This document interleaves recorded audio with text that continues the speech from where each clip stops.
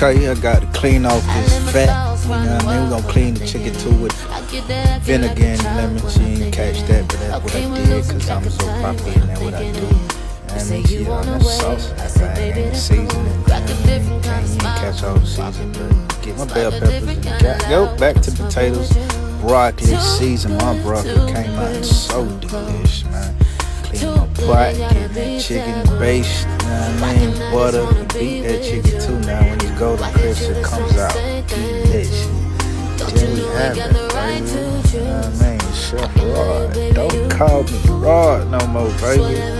Chef Rod. Hey.